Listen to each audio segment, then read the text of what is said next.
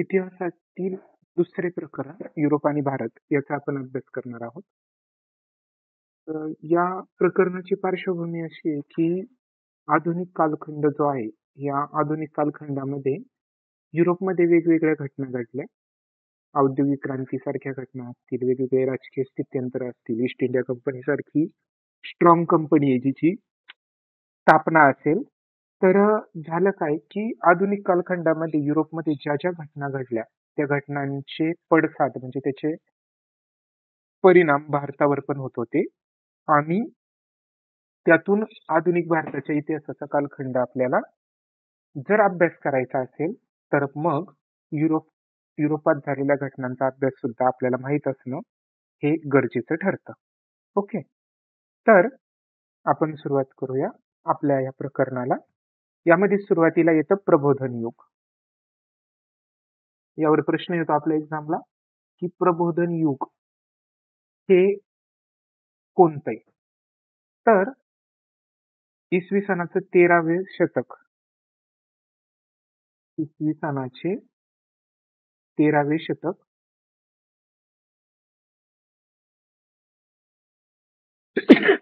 Sorry ते 16वे शतक. इसवी सनाचं जे 13वं शतक आहे ते 13व्या शतकापासून 16व्या शतकापर्यंतचा जो काळ आहे त्याला प्रबोधन युग असं म्हटलं जातं. हा मध्ययुगाचा अखेरचा टप्पा मानला जातो. ओके, मध्ययुगाचा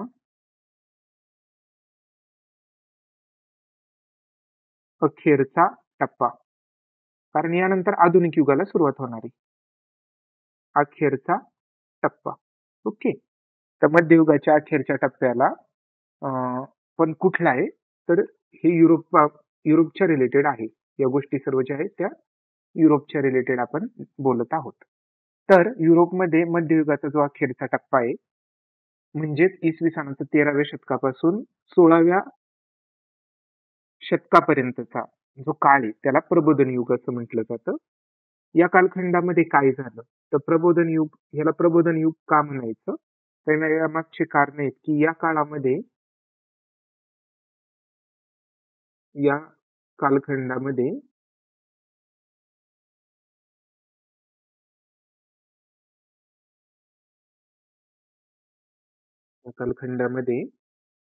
प्रबोधन, धर्मसुधारणा चळवळ आणि भौगोलिक शोध.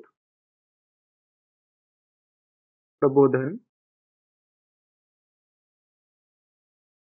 धर्मसुधारणा चळवळ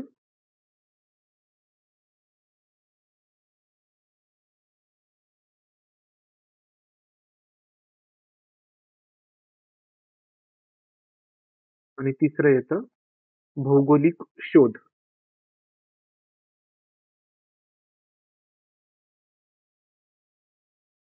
या काळामध्ये वैचारिक जागृती झाली, धर्मामध्ये सुद्धा ज्या अनिष्ट रूढी होत्या त्यांना नष्ट करण्याचा प्रयत्न झाला आणि भौगोलिक शोध या 3 गोष्टींमुळे, या 3 महत्वाच्या गोष्टी आहेत, यामुळे युरोपामध्ये आधुनिक युगाचा पाया घातला गेला. या 3 गोष्टींमुळे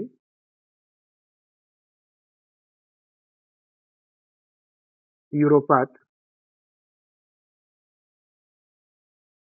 आधुनिक युगाचा पाया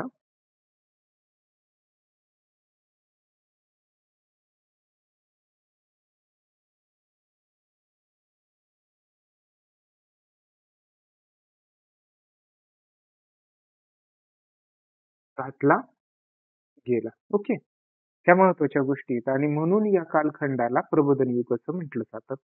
तर प्रबोधन युग काय आहे की इसवी सनाचं 13वं शतक ते 16वे शतक हा जो कालखंड आहे म्हणजेच मध्ययुगाचा जो अखेरचा टप्पा आहे याला युरोपामध्ये प्रबोधन युग म्हणतात. पण ह्याला युरोपमध्ये प्रबोधन युग म्हणतात पण का, त्याच्या मागचं कारण काय आहे तर ह्याच्या मागचं कारण आहे की या कालखंडामध्ये युरोपमध्ये मोठ्या प्रमाणामध्ये प्रबोधन झालं, धर्मसुधारणा चळवळ मोठ्या प्रमाणामध्ये यशस्वी झालेली आहे आणि भौगोलिक शोध लागलेत. तर ह्या 3 गोष्टींचा परिणाम आधुनिक युगाच्या सुरुवात होण्यासाठी कारणीभूत ठरला आणि म्हणूनच याला प्रबोधन युग असं म्हटलं जातं. तीन महत्वाच्या गोष्टी लक्षात ठेवायच्या. प्रबोधन झालं, धर्मसुधारणा चळवळ झाली आणि भौगोलिक शोध सुद्धा लागले. आता या काळामध्ये सर्वांगीण प्रगतीला चालना मिळाली. म्हणजे सर्व अँगलनी प्रगती झाली. सर्वांगीण प्रगतीला चालना मिळाली. सर्व प्रकारेच प्रगती झाली. तर ही सर्वांगीण प्रगतीला चालना मिळाली ह्याचं कारण काय? तर याचं कारण जर आपण पाहिलं तर आपल्या लक्षात येईल की प्रबोधन युगामध्ये हे जे प्रबोधन युग झालं, ह्या प्रबोधन युगामध्ये युरोपात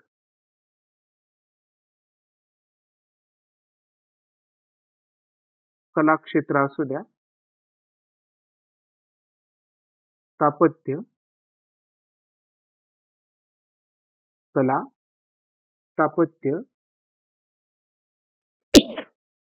ते तत्वज्ञान, हे तीन क्षेत्र आहेत. कला, स्थापत्य आणि तत्वज्ञान. या तिन्ही क्षेत्रामध्ये या क्षेत्रात ग्रीक आणि रोमन परंपरांचे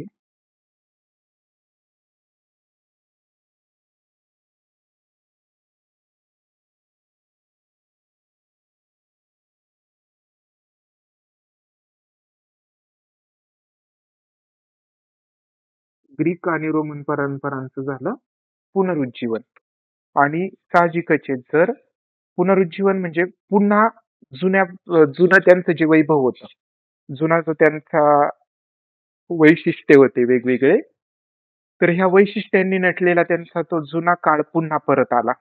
ह्यांचं ग्रीक आणि रोमन ह्या दोन महत्वाचे शब्द लक्षात ठेवायचे की प्रबोधन काळामध्ये कशामध्ये, तर युरोपमध्ये कला, स्थापत्य आणि तत्वज्ञान ह्या तिन्ही क्षेत्रामध्ये ग्रीक आणि रोमन परंपरांचं पुनरुज्जीवन झालं आणि यामुळं सर्वांगीण प्रगतीला चालना मिळाली. एवढंच झालं का? तर नाही. याबरोबरच अजून एक महत्वाची गोष्ट झाली आणि ती याच्यात सर्वात महत्वाची मानली जाते की माणसाचा माणसाकडे पाहण्याचा दृष्टिकोन बदलला. माणसाचा माणसाकडे पाहण्याचा दृष्टिकोन बदलला.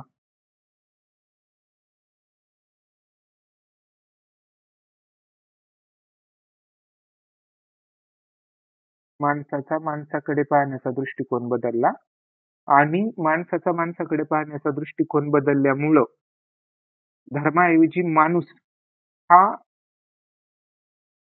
आधी धर्म असायचा, आता मात्र धर्माऐवजी माणूस हा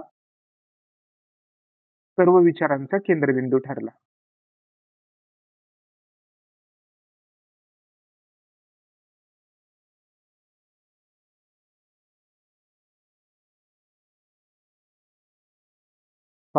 काय काय झाले?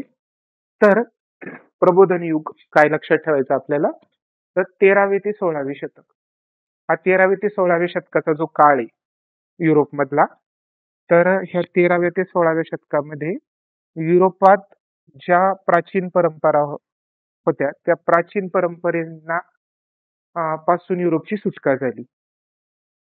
कशापासून? तर ह्या काळामध्ये काय झालं की मध्ययुगाचा हा शेवटचा टप्पा होता आणि या टप्प्यामध्ये प्रबोधन झालं, धर्मसुधारणा चळवळ झाली, वेगवेगळे भौगोलिक शोध लागले आणि या तीन गोष्टीमुळे युरोपात आधुनिक युगाचा पाया घातला गेला. प्रश्न येतो की युरोपात आधुनिक युगाचा पाया का घातला गेला? तर युरोपात आधुनिक जर बनायचं असेल तर सर्वात पहिली प्रथम कोणती गोष्ट असेल तर प्रबोधन झालं पाहिजे. आता जर प्रबोधन झालं पाहिजे असं जर वाटत असेल तर त्यासाठी एक खूप चांगले असे विचार आणि विचारवंत असण्याची गरज आहे. युरोपामध्ये असे विचारवंतांचा उदय झाला. धर्मसुधारणा चळवळ हा जो प्रकार होता तर वेगवेगळे विचारवंत जन्माला आल्यामुळं युरोपमध्ये चर्चचा खूप जास्त मोठ्या प्रमाणामध्ये प्रभाव आहे. रोमन कॅथलिक चर्च आहे आणि ते खूप जुन्या धार्मिक ना धरून चालणारे लोक होते आणि त्यांचे जे ख्रिस्ती धर्मगुरू आहेत त्यांनी कर्मकांडांचं भयानक कर्मकांड करत होते आणि त्याच्यामुळं लोकांच्या मनामध्ये एक धर्माबद्दल एक चुकीच्या संकल्पना रूढ झाल्या होत्या म्हणून धर्माची सुधारणा सुद्धा यांनी केली. वेगवेगळे भौगोलिक शोध लागले त्याच्यामुळे युरोपचा बाकीच्या जगाशी संपर्क झाला आणि युरोपामध्ये आधुनिक युगाचा पाया घातला गेला. तसंच ह्याच युगामध्ये युरोपामध्ये कला क्षेत्रात प्रगती झाली, स्थापत्य क्षेत्रामध्ये प्रगती झाली, तत्वज्ञानामध्ये सुद्धा प्रगती झाली आणि ह्या कला स्थापत्य आणि तत्वज्ञान या क्षेत्रामध्ये प्रगती होऊन जी ग्रीक आणि रोमन परंपरा आहे, ग्रीक आणि रोमन परंपरा त्यांचं पुनरुज्जीवन झालं आणि हेच कारण होतं की युरोपमध्ये सर्वांगीण प्रगतीला चालना मिळाली. ओके, हे पहा, जस्ट अ मिनिट, एकदा व्यवस्थित वाचून घ्या. 1 मिनिटाचा पॉज देतोय.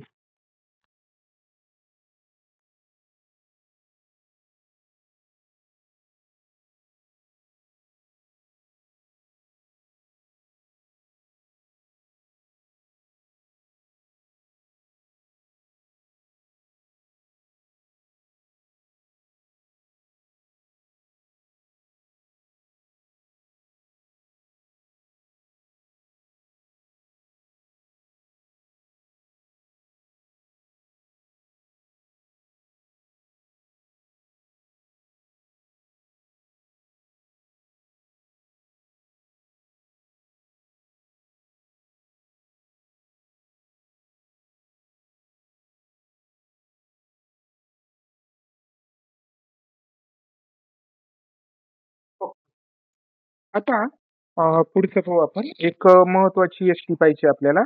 नाव आहे लिओनार्डो दा Vincy. Leonardo the Vincy.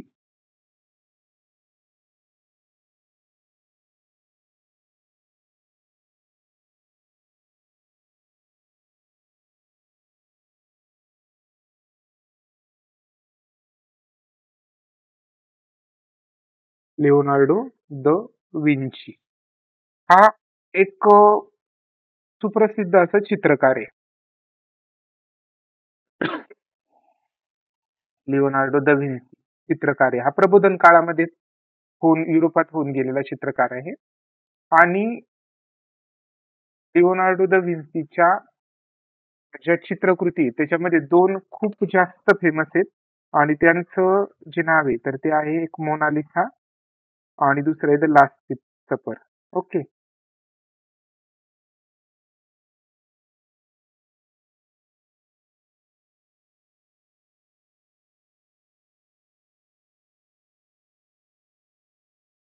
Second.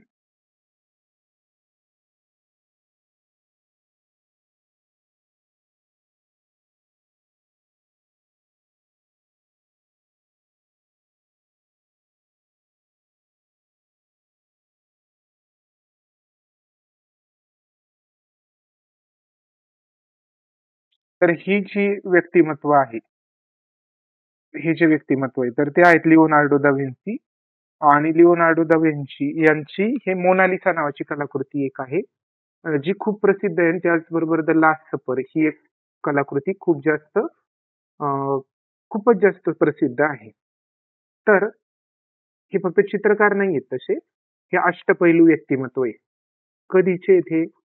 तर हे प्रबोधन काळातले आहेत.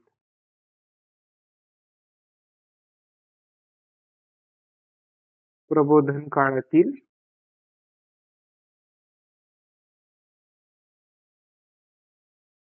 अष्टपैलू व्यक्तिमत्व मानलं जातं.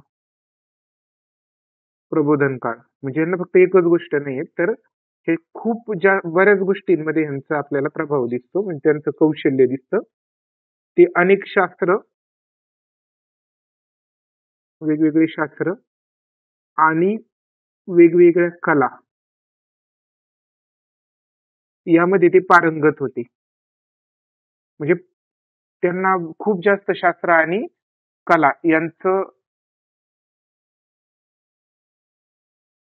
यांच्याबद्दल नॉलेज होतं, याच्याबद्दल खूप जास्त प्रमाणामध्ये ज्ञान होतं. ओके, त्यांच्या बाबतीमध्ये ज्ञान होतं.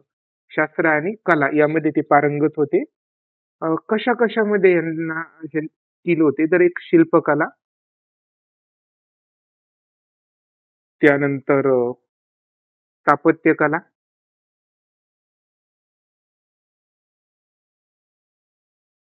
त्याचबरोबर संगीत, गणित, शिल्पकला, स्थापत्यकला, संगीत, गणित, खगोलशास्त्र,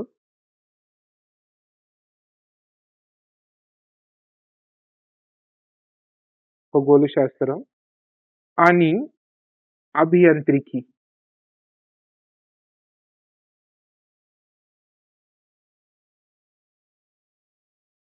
खगोलशास्त्र आणि अभियांत्रिकी या सारख्या वेगवेगळ्या विषयांच्यावर त्याचं प्रभुत्व होतं. पण हे शिल्पकला, स्थापत्यकला मध्ये पण प्रभुत्व होतं. संगीत असो, गणित असो किंवा खगोलशास्त्र आणि अभियांत्रिकी म्हणजे इंजिनिअरिंग, त्या सर्व क्षेत्रामध्ये लिओनार्डो दा व्हिन्सी यांचं प्रभुत्व होतं. मात्र ते त्यांची जी ओळख निर्माण झाली ती एक चित्रकार म्हणून झाली ओळख, आणि चित्रकार म्हणून ते जगप्रसिद्ध ठरले. आणि ह्याच्या मागचं कारण होतं, पहिलं कारण आहे मोनालिसा, आणि दुसरं कारण आहे द लास्ट सफर.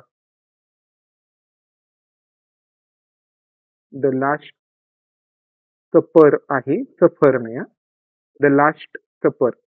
हे जे दोन कलाकृती होत्या, मोनालिसा आणि द लास्ट सफर, त्या लिओनार्डो दा व्हिन्सी यांच्या जगप्रसिद्ध ठरलेल्या आहेत. आणि याच कलाकृतीमुळे त्यांचं आजही जे नाव आहे ते टिकून आहे, प्रबोधन काळातलं एक महत्वाचं व्यक्तिमत्व म्हणून. आता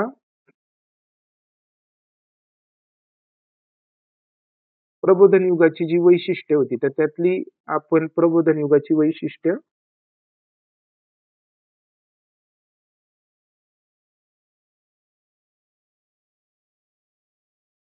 वैशिष्ट्ये पाहू आपण. त्यातलं पहिलं तर आपण पाहिलं होतं की कला, स्थापत्य आणि तत्वज्ञान. कला, स्थापत्य आणि तत्वज्ञान यामध्ये ग्रीक आणि रोमन या परंपरांचं पुनरुज्जीवन झालं.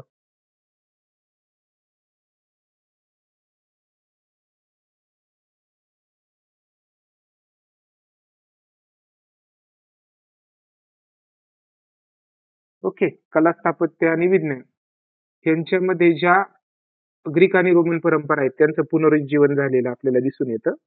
दुसरा महत्वाचा मुद्दा आहे की धर्माऐवजी माणूस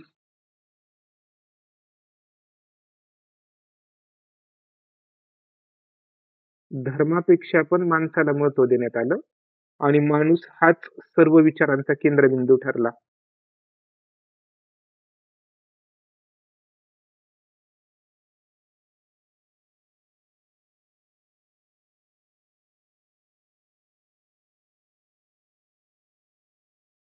केंद्रबिंदू ठरला. त्यानंतर प्रबोधन काळामध्ये जी कला होती, प्रबोधन काळात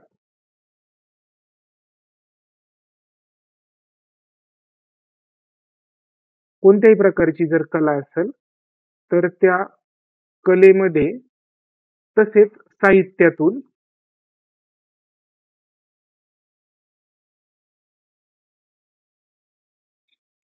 मानवी भावभावना आणि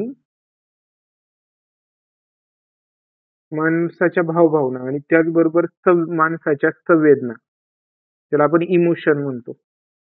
ओके, मानवी भावभावना आणि संवेदना यांचे चित्रण व्हायला सुरुवात झाली. ओके, कशामध्ये? कला आणि साहित्य, त्याच्यामध्ये बदल झाला. आणि साहजिकच जर मानव केंद्रबिंदू बनला तर माणसाच्या भावनांना आणि संवेदनांना आता फोकस करायला सुरुवात झाली, त्याच्यावरच केंद्रीकरण झालं. त्यानंतर एक प्रादेशिक भाषा ज्या आहेत, प्रादेशिक म्हणजे ठिकठिकाणच्या प्रदेशातले जे लोक आहेत ते बोलणाऱ्या भाषा, तर त्या प्रादेशिक भाषांमधून साहित्य निर्मिती व्हायला सुरुवात झाली. आणि साहजिकच जर प्रादेशिक भाषांच्यातून साहित्य निर्मिती झाली, तर ते लोकांना समजेल. मग लोकांना समजेल अशा भाषेतून जर साहित्य निर्मिती होती, तर लोकांना सहज वेगवेगळे विचार लोकांपर्यंत पोहोचले जाऊ शकतात. हा एक महत्वाचा मुद्दा होता. आणि या ठिकाणी एक महत्वाचा अजून एक क्रांतिकारक असा शोध लागला आणि तो शोध लागला होता इसवी सन 1450 मध्ये. हा शोध लागला छपाई यंत्राचा.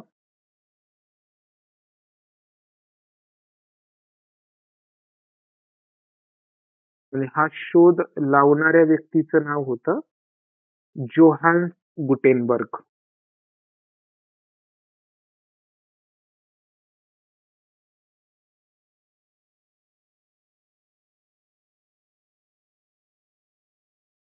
जोहान्स गुटेनबर्ग यांनी शोध लावला छपाई यंत्राचा. आणि छपाई यंत्राच्या शोधामुळे आता वेगवेगळे विचार, कल्पना आणि ज्ञान समाजापर्यंत पोहोचायला सुरुवात झाली. तर हे प्रबोधन युगाच्या रिलेटेड महत्वाचे फॅक्ट आहेत. आता थोडस पुढे हे करतोय आपण. आणि आपल्याला पाहिजे धर्म सुधारणा चळवळ. प्रबोधन युगामध्ये धर्म सुधारणा चळवळ झाली. ही धर्म सुधारणा चळवळ का झाली?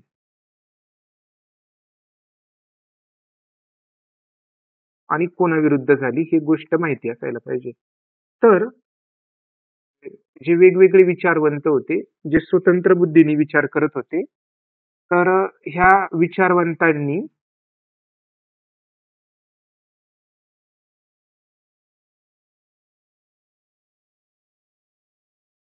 रोमन कॅथोलिक चर्च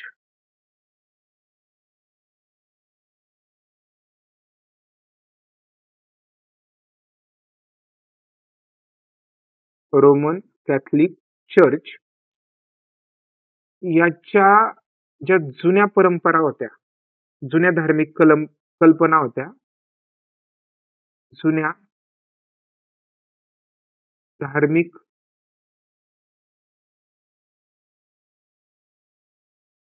कल्पनांचा विरोध करायला सुरुवात केली.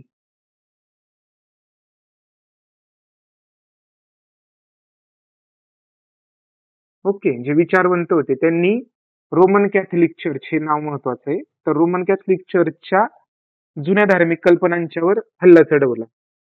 त्याचं कारण काय होतं, यामागचं विरोध करण्याचं कारण काय होतं? तर त्याचे दोन बेसिकली कारण होते. त्यातलं पहिलं कारण हे होतं की लोकांच्या अज्ञानाचा फायदा घेऊन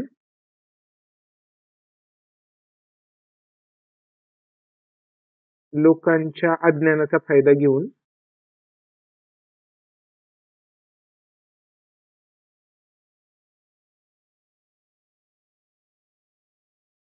ख्रिस्ती धर्मगुरू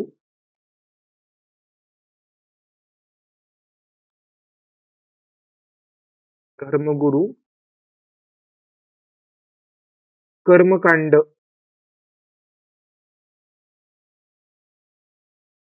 त्या कर्मकांडाचे स्तोम माजवत होते.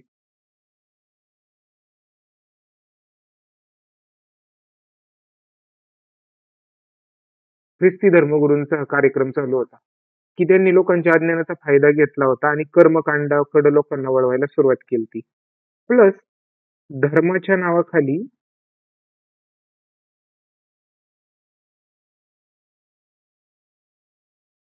धर्माच्या नावाखाली ते लोकांना लुबाडत होते.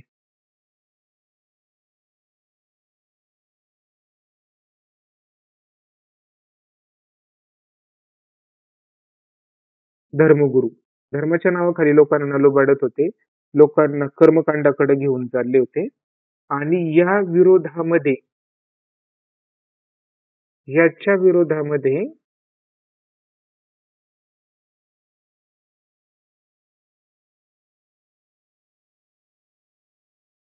युरोपात जी चळवळ झाली युरोपात सुरू झालेली चळवळ, या विरोधात युरोपामध्ये जी अ, चळवळ सुरू झाली, तर ती चळवळ म्हणजेच धर्मसुधारणा चळवळ होय. ओके. आता या धर्मसुधारणा चळवळीच्या बाबतीमध्ये अ, या चळवळीचा फायदा काय झाला? तर या चळवळीमुळे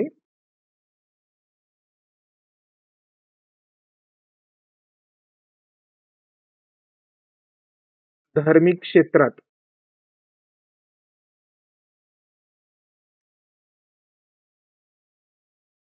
या चळवळीमुळे धार्मिक क्षेत्रात माणसाचे स्वातंत्र्य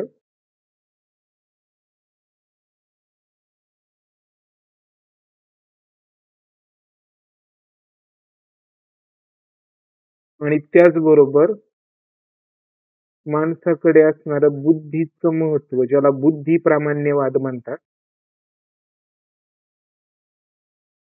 बुद्धी प्रामाण्यवाद यांना महत्त्व प्राप्त झालं. ओके. आधी माणसाच्या स्वातंत्र्याला आणि त्याच्या बुद्धीला कोणतीही किंमत नव्हती. ती मात्र आता धर्मसुधारणा चळवळीनंतर मिळालेली आपल्याला दिसून येते.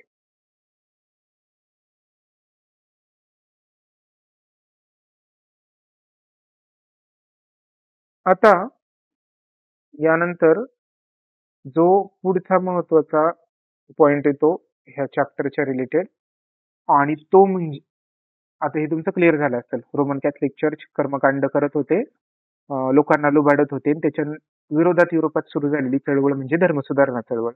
त्यामुळे धार्मिक क्षेत्रामध्ये काय झालं, माणसाचं स्वातंत्र्य आणि माणसाच्या बुद्धीचा प्रामाण्यवाद याला महत्त्व प्राप्त झालेलं आपल्याला दिसून येतं. आता तो पुढचा पॉइंट आहे, तो आहे भौगोलिक शोध.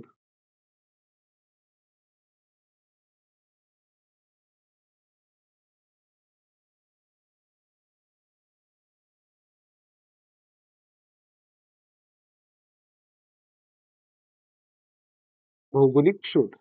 तर झालं काय, हे सर्व भौगोलिक शोधांच्या मागे एक वर्ष आहे कारणीभूत, आणि ते आहे इसवी सन 1453. हे लक्षात ठेवायचं खूप महत्वाचं आहे. तर झालं काय, ऑटोमन तुर्क आहेत. ऑटोमन तुर्क नावाचे एक साम्राज्य आहे, आणि ह्या ऑटोमन तुर्कांनी एक साम्राज्य, जुनं साम्राज्य होतं, नाव होतं बायझंटाईन. ह्या बायझंटाईन साम्राज्याची एक राजधानी होती, जिचं नाव आहे कॉन्स्टॅन्टिनोपल.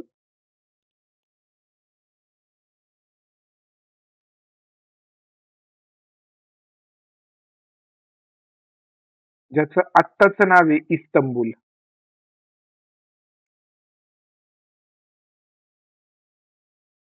हे जिंकलं ऑटोमन तुर्कांनी. आता हे जिंकल्याने एवढा काय मोठा जे असा उलथापालथ होण्याचा प्रभाव का झाला, तर याच्या मागचं कारण आहे की इसवी सन 1453 मध्ये जसं ऑटोमन तुर्कांनी बायझंटाईन साम्राज्याची राजधानी कॉन्स्टॅन्टिनोपल जिंकली, तसं त्यांनी ह्या शहरातून जाणारा आशिया आणि युरोपला जोडणारा जो जमिनीवरचा मार्ग होता, ज्याला खुष्कीचा मार्ग म्हणतात, तो बंद करून टाकला. म्हणजे जर युरोपात जायचं असेल तर तुम्हाला कॉन्स्टॅन्टिनोपल मधून जावं लागत होतं. युरोपातून यायचं असेल तरी पण तुम्हाला कॉन्स्टॅन्टिनोपल मधून यावं लागत होतं. आणि ह्या तुर्कांनी हा मार्गच बंद करून टाकला, आणि हा मार्ग बंद केल्यामुळं युरोपचा आशियावर जे आहे तर व्यापाराच्या दृष्टीने खूप महत्वाचा असा मार्ग होता. आणि मग जर व्यापार टिकवायचा असेल, प्रगती करायची असेल, तर मग दुसरा मार्ग शोधायला पाहिजे, ही एक गरज निर्माण झाली. आणि या गरजेतून भौगोलिक शोधांचा जन्म झालेला आपल्याला दिसतो. तर काय झालं, कॉन्स्टॅन्टिनोपल जिंकलं, आणि कॉन्स्टॅन्टिनोपल जिंकल्यामुळं या शहरातून जाणारे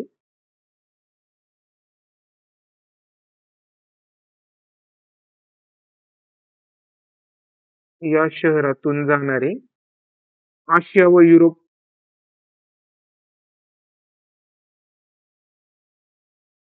आशिया युरोप यांना जोडणारे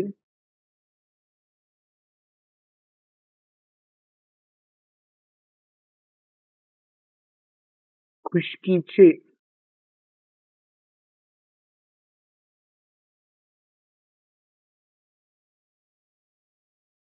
मार्ग बंद केले. खुशकीचे मार्ग म्हणजे जमिनीवरून जो प्रवास होत होता ते मार्ग ह्यांनी बंद करून टाकले. मग आशिया आणि युरोपियन जोडणारे मार्ग बंद झाल्यामुळं मग याचा व्यापारावर परिणाम व्हायला सुरुवात झाली. आणि हा व्यापारावर परिणाम झाल्यामुळं मग आता मात्र जर व्यापारावर परिणाम होतोय, कारण जर आता आशिया खंडात यायचं असेल तर समुद्रातून यायचं होतं आणि समुद्री मार्ग शोधण्याची गरज निर्माण झाली.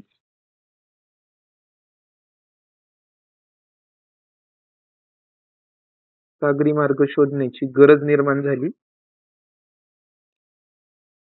आणि ह्या गरजेतूनच भौगोलिक शोधांचं आता हे सागरी मार्ग कुठं जाणार आहे पण आशियाकडे जाणार आहे.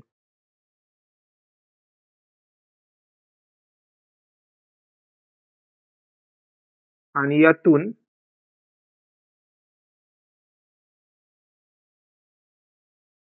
भौगोलिक शोधांचं नवे पर्व सुरू झाले. एक भौगोलिक शोध लागायला आता सुरुवात झाली. नवीन नवीन ठिकाणी जाण्याचे मार्ग भौगोलिक शोधांचे पर्व सुरू झाले. आता हे जे भौगोलिक शोध आहेत हे कधी झालेले आहेत तर हे झाले 15व्या शतकात. 15वे शतक. आणि ह्याच्यात ऍक्च्युली झालेलं काय आहे तर युरोपीय दर्यावर्दी म्हणजे जहाजावर जे असतात युरोपीय दर्यावर्दी भारताकडे जाणारे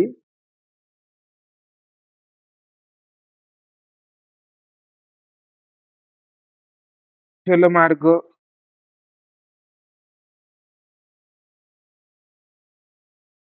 शोधण्यासाठी सागरी सफरीवर निघाले. शोधण्यासाठी सागरी सफरीवर निघाले. ओके. ऑटोमन तुर्कांनी 1453 मध्ये जिंकून घेतलं. बायझंटाईन साम्राज्याची राजधानी असणारं कॉन्स्टँटिनोपल युरोपला आणि आशियाला जोडणारा हा महत्वाचं शहर होतं. यातून त्यांनी युरोपचे रस्ते बंद करून टाकले. त्याचा व्यापारावर परिणाम झाला आणि मग सागरी मार्ग शोधण्याची गरज निर्माण झाली. आणि मग यातून भौगोलिक शोधांचं पर्व सुरू झाले. हे झाले 15व्या शतकामध्ये. आता काय भौगोलिक शोध लागलेत ते आपण पाहणार आहे पुढच्या स्लाइडमध्ये. तर भारताचा शोध लावण्याचा जो पहिला प्रयत्न झाला 1487, हे वर्ष महत्वाचे लक्षात ठेवायचे. 1487 भारताचा शोध घेण्यासाठी एक पोर्तुगीज व्यक्ती निघाली. पोर्तुगीज, त्याचं नाव होतं बार्थोलोम्यू डायस. बार्थोलोम्यू डायस नावाची व्यक्ती होती, पोर्तुगीज खलाशी होता. तो निघाला, मात्र तो दक्षिण आफ्रिका जे आहे, दक्षिण आफ्रिका, त्या दक्षिण आफ्रिकेच्या टोकापर्यंत पोहोचला.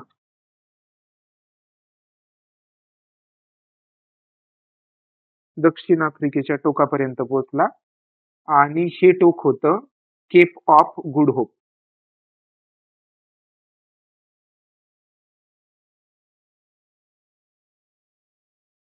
हे सगळं सुरू का झालंय कारण ह्यांना यायचंय भारताकडं आणि भारताकडे यायचं जर असेल तर मग मार्ग शोधले पाहिजेत आणि हे मार्ग शोधण्यासाठी मग युरोपीय प्रवासी निघाले, युरोपीय खलाशी निघाले आणि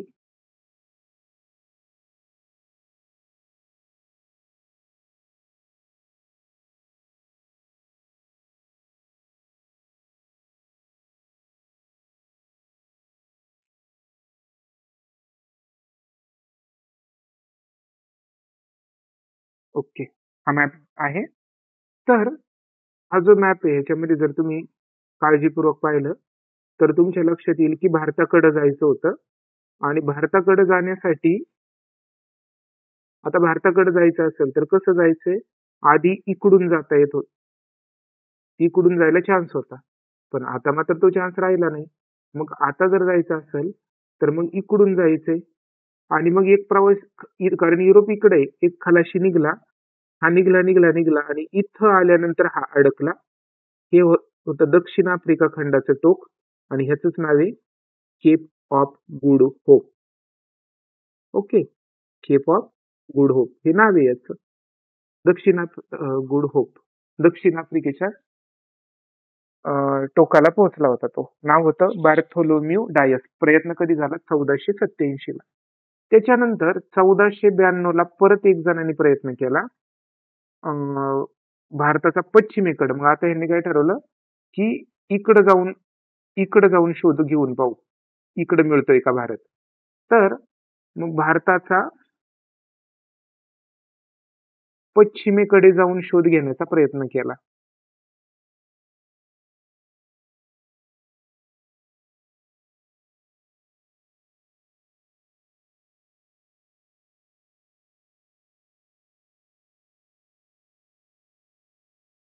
आणि हा पश्चिमेकडे जाऊन शोध घेण्याचा ज्यांनी प्रयत्न केला त्याचं नाव होतं कोलंबस.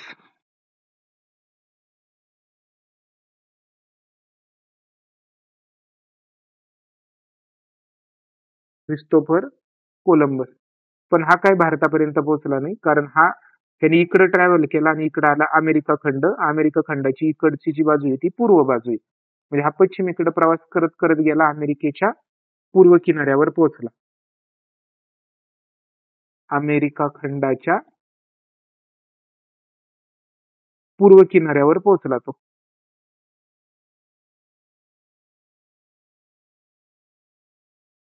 ओके. 1492 ला हा प्रयत्न झाला आणि त्यानंतर 1498 इसवी सन 1498 परत पोर्तुगीजच आहे.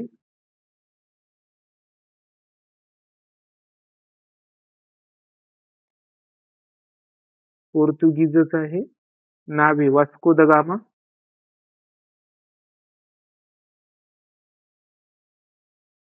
ज्याने दक्षिण आफ्रिके इथं आला, केप ऑफ गुड होपला पोहोचला, इथं वळसा घातला आणि इथून असा स्ट्रेट इकडं आलेला आहे. तर Vasco da Gama Cape of Good होपला वळसा घालून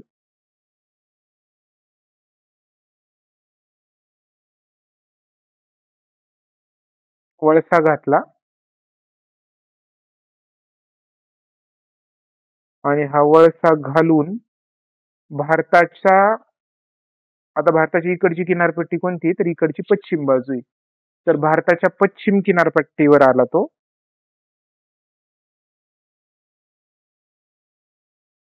पश्चिम किनारपट्टीवर एक बंदर आहे.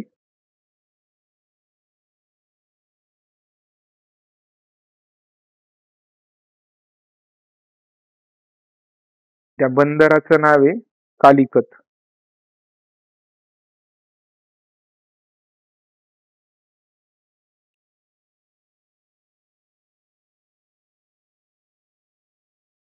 पश्चिम किनाऱ्यावरील कालिकत बंदरावर पोहोचला. केप ऑफ गुड होपला वळसा घालून पोर्तुगीज खलासी. हे 3 वर्ष लक्षात ठेवायचे. 1487, 1492 आणि 1498.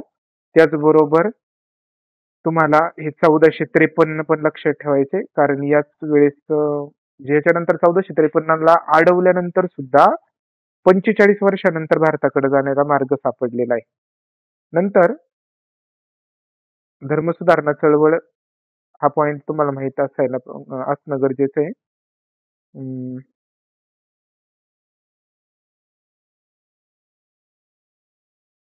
1450 ला लागलेला छपाई यंत्राचा शोध जोहान्स गुटेनबर्ग लक्षात ठेवायचा. लिओनार्डो दा व्हिन्सीच्या मोनालिसा लास्ट सफर या कलाकृती आणि 13वे ते 16वे शतक मध्ययुगाचा अखेरचा टप्पा. युरोपमध्ये झालेलं प्रबोधन, धर्मसुधारणा चळवळ आणि भौगोलिक शोधांमुळे आधुनिक युगाचा पाया घातला गेला. त्याला म्हटलं जातं प्रबोधन युग. हे पण लक्षात ठेवायचं आहे.